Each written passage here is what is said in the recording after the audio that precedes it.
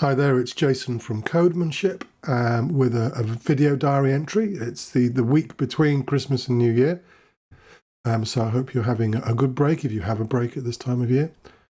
I posted on my blog this morning, sort of inspired by a discussion I was having with a friend about what we can sort of learn from our test code about the design of the solution code that's being tested. And one of the sort of pieces of received wisdom is that tests that have big setups tend to point towards design problems, particularly classes that have way too many dependencies, which would suggest that those classes are also doing too much.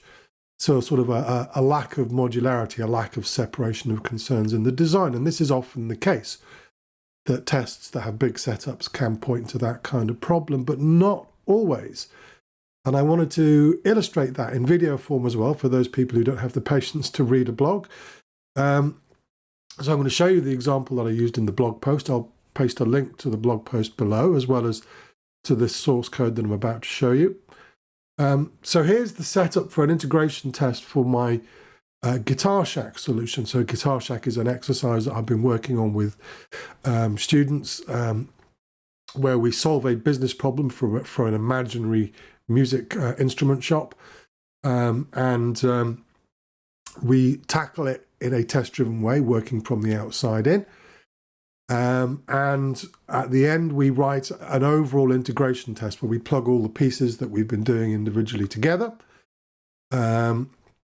into a single integration test. So I'm looking at this test now, and as you can see, the setup for this StockMonitor object is pretty big. There's a lot to it, a lot of objects being created here.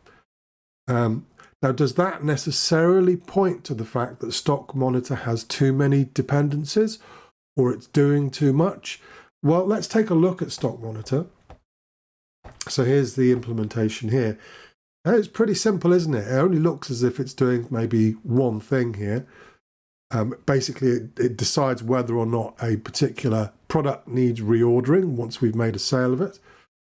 And it's got 3 direct dependencies there. It's, I suppose you could call it 4 if we include product, which is just a sort of a data object, really. Yeah, it looks okay to me. It looks pretty small. It has a few dependencies, but it doesn't have loads and loads of dependencies. Certainly, it doesn't have this many dependencies. And if we take a look at the nesting that I've used here to kind of give us a bit of a clue as to why we've got a big setup, but in actual fact, the code is still very modular.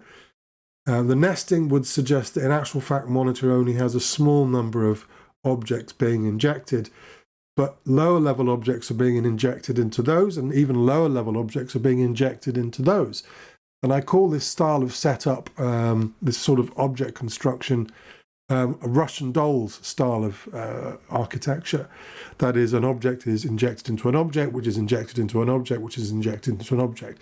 And the call stack is constructed from the bottom up in that Russian dolls kind of style. Now, if this was flat, in other words, if every single one of these objects was a parameter of the StockMonitor's constructor, then that would definitely point to a problem.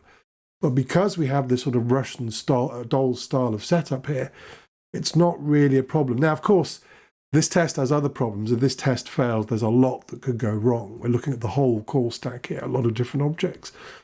So from that point of view, yes, if all your tests had setups this big, whether it was Russian dolls or not, that would potentially be a problem, because when those tests fail, you're probably going to end up in the debugger or using print statements to figure out where it's going wrong.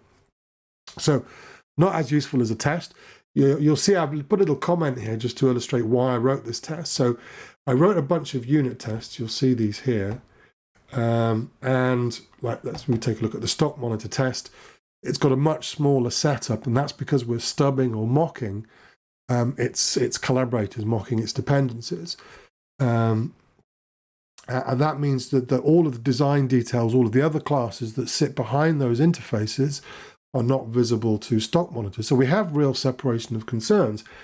And that's pretty much true if we look at all of our unit tests, they're all small and they all have very small setups and so on and so forth.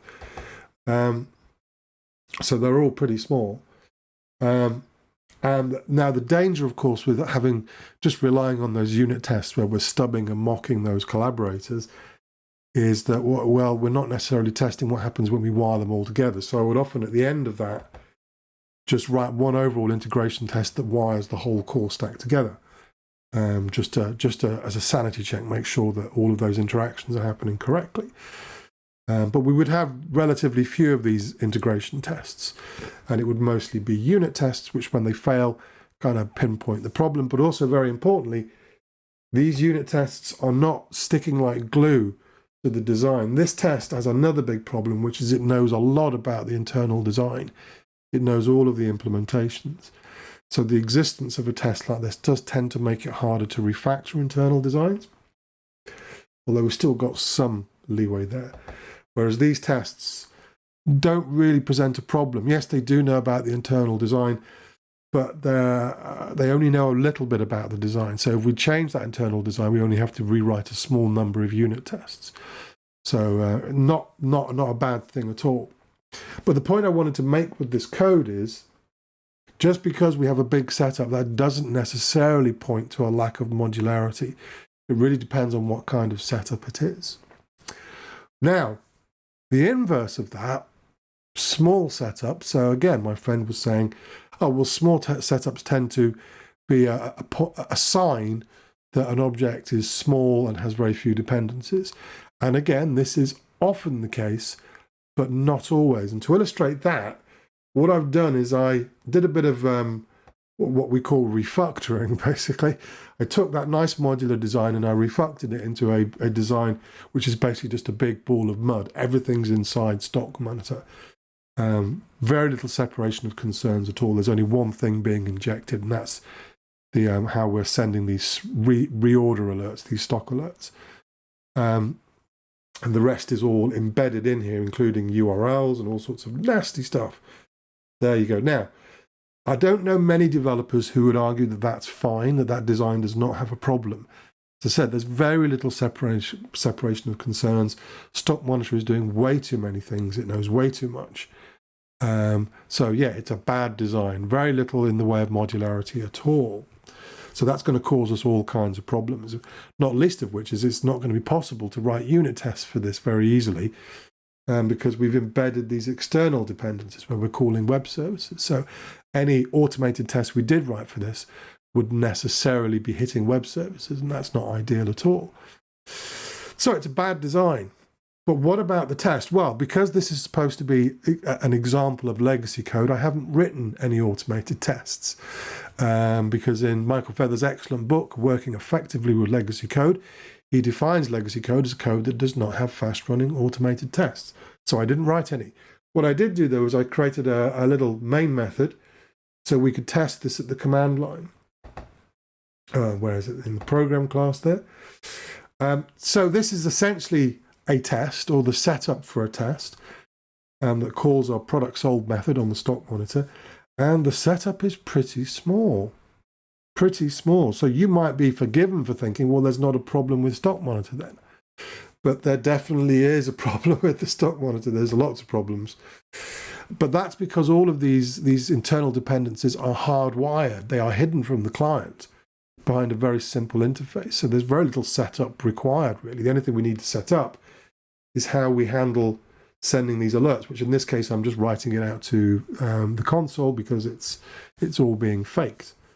But the rest of it is all embedded inside that StockMonitor class in a bad way. So just because you have a small setup, that doesn't necessarily mean that your code is modular, that you do have separation of concerns. So you need to watch out for those. As I said, big setups are often a sign that there is a problem, but you need to look at the kind of setup that it is. Is it flat where you've got a constructor with like 10 parameters or something?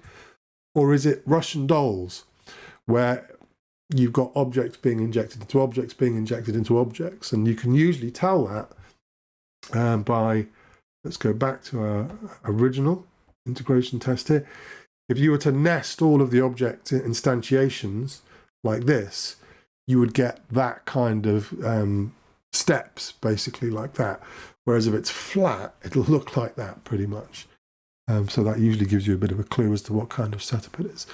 So that was the point I wanted to make in video form. Big setups do not necessarily mean that your classes are not modular enough, that you don't have good separation of concerns, or that they're doing too much. And small setups do not necessarily mean that there's no problem in that respect. So keep an eye out for that. I'll post a link to both of these copies of the code. So if you want to take a look at the original Guitar Shack solution that I wrote, that's on GitHub. And also if you want to practice your refactoring, then I've also stuck the refactored version, the legacy code version of it, on GitHub as well. So if you're a Java programmer and you want to get a bit of practice at your refactoring, then you can have a go on that. So I hope you're well. There is light at the end of the tunnel. It's been a strangely relaxing, slightly unnerving holiday season. But now there's all sorts of good news coming and all sorts of progress. And we can see a light at the end of the tunnel. So that said, it's going to be a while yet. And I'm going to continue to do these video diaries regardless, because I think quite possibly most of us will be working from home for a lot of the time now on, pandemic or not. So anyway, hope you're well. Stay safe until the next video diary, and enjoy the rest of your break.